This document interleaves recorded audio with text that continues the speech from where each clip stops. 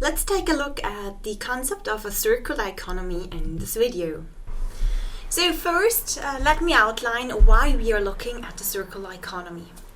First, resources are becoming scarce, so a number of important raw materials are limited. For example, oil or many of the materials needed for the production of electronic devices. Second, the world population and thereby the number of people consuming products grows. This leads to a rising demand for raw materials. Third, countries are very dependent on other countries for the supply of raw materials.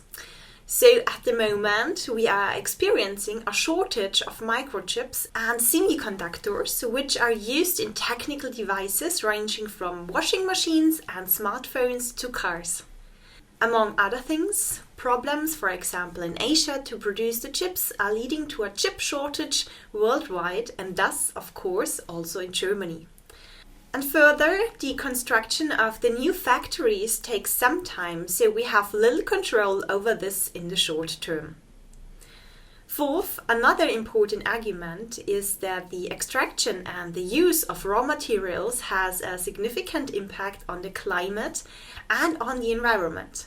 So the extraction of non-regenerative raw materials is often energy intensive, involves considerable interference with nature, and leads to emissions of pollutants into the water, soil or air. Think for example of fracking for oil or the mining of ores with the aid of toxic substances. The intelligent use of raw materials can reduce the impact of the extraction of raw materials. Last but not least, the circular economy contrasts with the traditional linear economic model. So you could call the traditional model a throwaway economy, for example, because after raw materials are taken to make the product, it gets thrown away after use, traditionally. So this model relies on large quantities of materials and energy. On this slide, we see the core principles of a circular economy. So principle 1 is to circulate products and materials. This means that they should be designed in a way so that it is possible to reuse, repair or remanufacture them. Also, there should be a concept regarding how to get the products and materials back so they can be used again. If they end up as waste instead, there is no circularity, obviously. Principle 2 is to design out negative impacts. This includes reducing the product's damage, such as land use, air, water and noise pollution, and the release of toxic substances. Those impacts are known at the design stage and can therefore be addressed before they happen. Principle 3 says to preserve nature by balancing renewable resource flows. So when resources are needed, technologies and processes should be chosen that use renewable or better performing resources where possible. A circular economy also enhances nature by giving back nutrition to the system. An example especially for the second and third principle is the bulbo group. They grow organic sugarcane in a regenerative way by using new methods to do less harm to the nature and also by returning organic matter to the land, enhancing the soil health. This figure illustrates the circularity aspect of a circular economy clearly. At the top you can see that renewables and finite materials are the input for manufacturing and distributing a product to the consumer or user.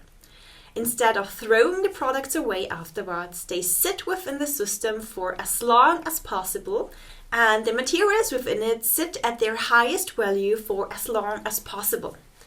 The model distinguishes between two loops, the biotic, the green loop, and the technical nutrition, the blue loop. The biotic loop of the left deals with renewable resources in a circular economy. After one lifetime, biomass can be used again in another product, and this can go over multiple lifetimes.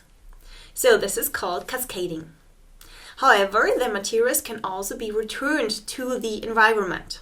After biochemical materials are extracted from the products, they undergo anaerobic digestion, which is essential in this loop.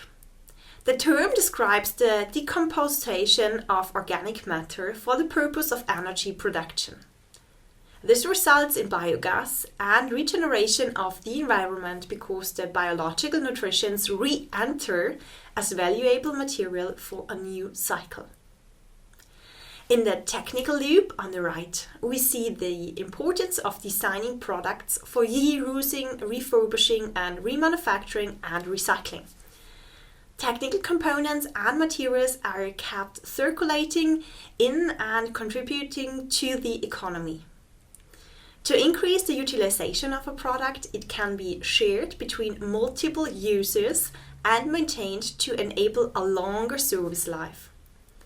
A product can also be reused or redistributed by the same or another user in order to make the best possible use of its lifetime. Refurbishment and remanufacturing are further options to cycle the product. Refurbishment describes the replacement and repair of an individual components of a product. Manufacturing refers to returning the product to as new conditions so that it achieves at least the quality of a newly manufactured product. A final option for the product to stay within the system is that the individual materials are recycled individually and can be used again for different purposes. To summarize, in a circular economy, products and materials should remain in the system as long as possible. This maximizes the value they bring and reduces waste as well as the need for extracting new materials. This slide shows how a circular economy creates value. Inner circles are better than outer circles. The tighter the circle, the less a product has to be changed in reuse, refurbishment and remanufacturing, and the faster it returns to use.